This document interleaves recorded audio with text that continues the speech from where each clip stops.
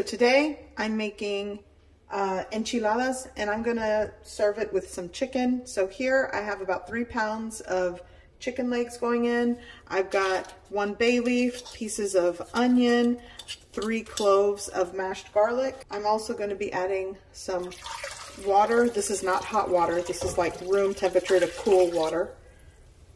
That was 1 liter.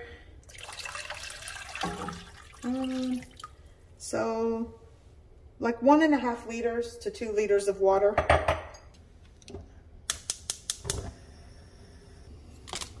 I'm gonna add some chicken bouillon powder. Gonna go with like, that's about one and a half tablespoons. Gonna add it to my pot. Some cracked black pepper. A little bit of salt, like a ½ teaspoon. I almost forgot to add a little bit of oregano. This is Mexican oregano that's dried, and it's probably like a ½ teaspoon, just a little bit into the broth. It'll give the enchilada sauce and the chicken and the potatoes and carrots I'll be cooking later good flavor.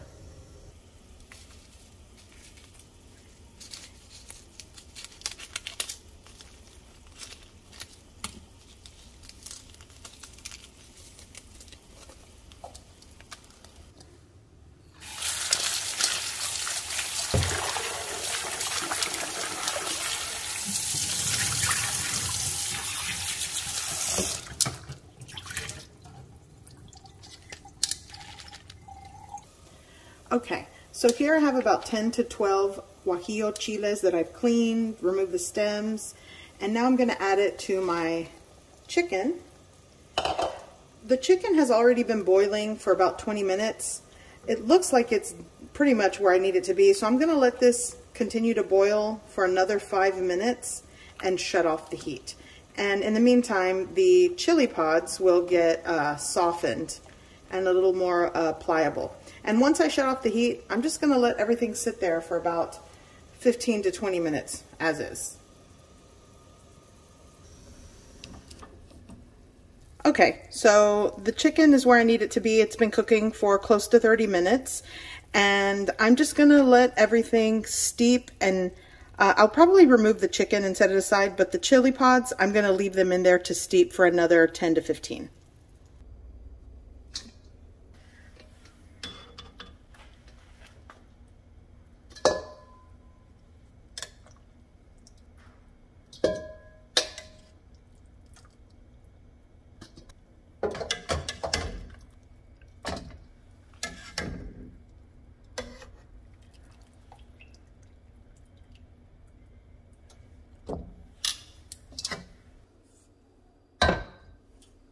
Okay, so here I have some cold water. To that, I'm going to add my potatoes and carrots that I've already cubed. Let me get some of this water before So I just want enough water to cover everything by a ½ inch. And I'm just going to sort of parboil these. Once they come up to a boil, I'm going to time them for about somewhere between 10 to 12 minutes. I don't want them to be mushy or fork tender. Maybe like right before knife tender. So be sure not to overcook them. I cut the carrots thinner. Than I did the potatoes because the potatoes will cook quicker than the carrots. So here we go.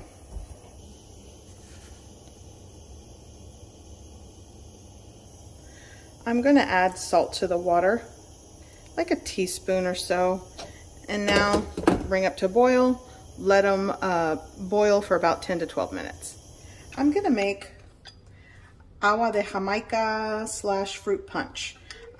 This is what we're going to be drinking today, and I'm going to squeeze in it's probably not a lot of juice, 1 tangerine, and it's rinsed really well. I always wash and soak my purchased fruit in water and vinegar for a while, then I clean it.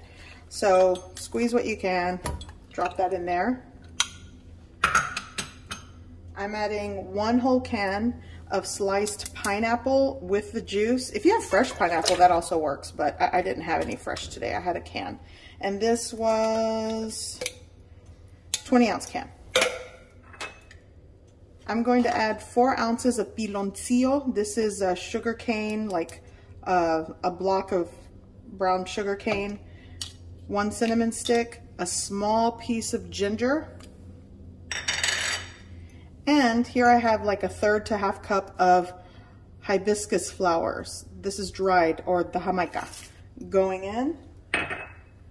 I'm also going to add 1 liter of water, carefully.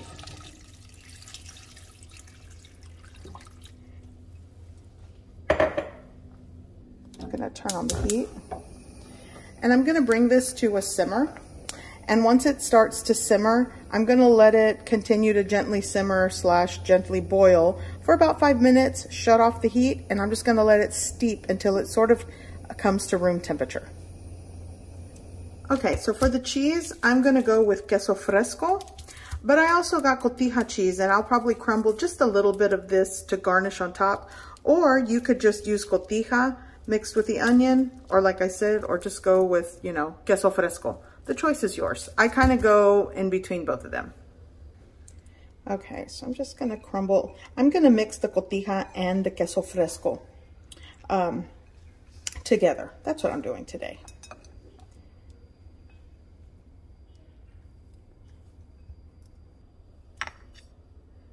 Okay, so I'm going to add my onion here into my crumbled cheese. This is just, if I had to guess, it was just like a 1/3 of a small onion that I finely diced, and just give it a mix. And you know what? I kind of want a little bit more onion in this. I like onion. Okay, I'm just gonna give that a mix, and this is the filling that I'll be putting into my enchiladas today. Just cheese and onion. And I know that might sound like such a simple filling, but gosh, these are just, sometimes simple is best. Okay, so now I'm going to add some of the broth. And just with all the chilies, the onion pieces, and the garlic, and this, you know, broth. And mind you, I did add the chicken bouillon powder already. So once I cook this again, I'll, you know, season to taste. But just with the broth, the chilies, garlic, and onion, and other flavorings that are in here, you give it a whirl, and that's your sauce. But here's what I like to do. This is my way of doing it. This here is more of a traditional sauce for these enchiladas, but I like to add just something a little extra, and you don't have to do this. So don't come for me in the comment section for those of you that are like, that's not how you make it. Okay, this is how I make it. And that's sometimes I just go for the regular sauce, but I'm going with 1 chipotle pepper that's in adobo sauce. And here I have ground up cumin seeds and whole black peppercorns. I'm going to add just a little bit of this, not all of it. There we go, like 1/4 teaspoon. And now I'm going to blend this.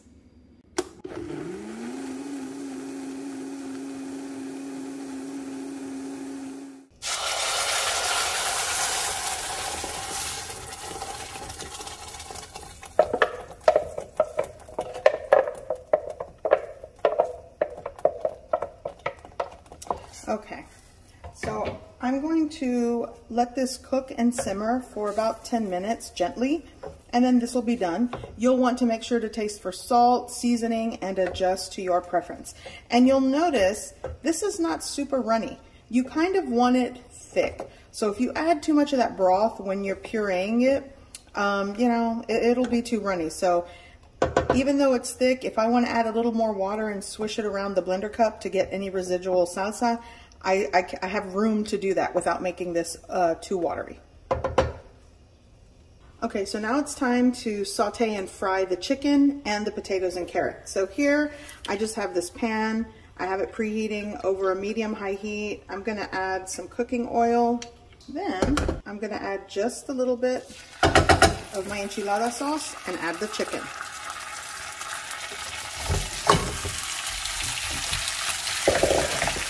And I'm just going to give this a fry and saute.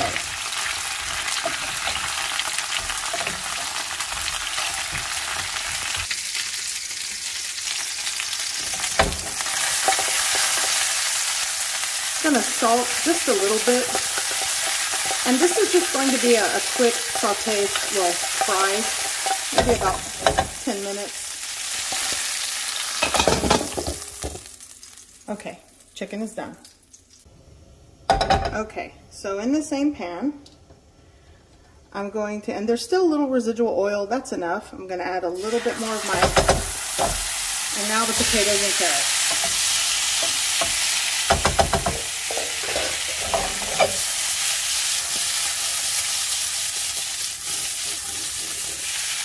And just cook them, and give them a little browning. I boiled these in salted water, so I'm not going to salt these. Okay, so now the potatoes are done. Okay, so I've already strained my fruit punch, or agua de Jamaica, with fruit in it, and I ended up adding 6 ounces, or in all 6 ounces of piloncillo. So now I'm going to add it into my pitcher. And you know what? I already know this is going to spill. Let me be fast.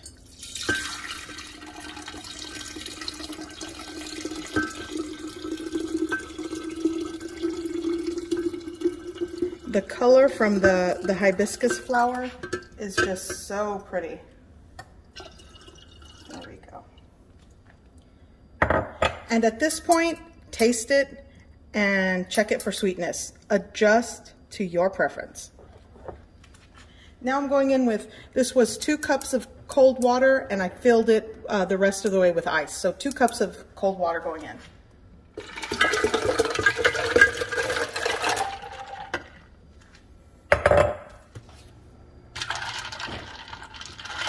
I'm going to give this a mix, and this is done. This is how I like to make agua de Jamaica, with lots of fruit and aromatics in it. You don't have to do it that way. I just love it this way. Now it's time to make these enchiladas. Here I have day-old corn tortillas that I purchased from the store, and I'm going to be dipping them into my enchilada sauce and frying them on the griddle, adding the cheese filling, rolling them up, and that's it. Okay, going in for the first one. We're gonna dunk it. Already ripped it. Kind of, you know, do that. And now we're going over to the griddle.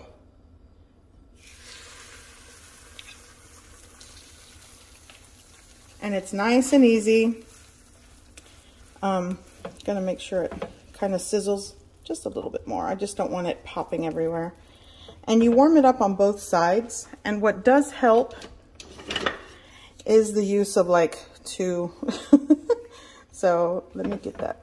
Once it kind of softens a little bit on one side, I'm gonna flip it over. Now I'm gonna take the cheese and add it to the center, just like that. And then you fold it and flip it, and then you let it cook for a little bit, and then it's done.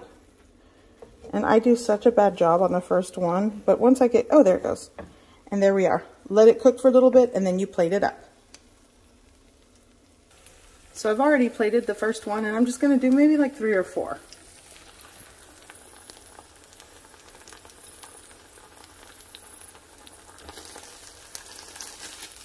I suggest don't use your fingers, but I can handle the heat.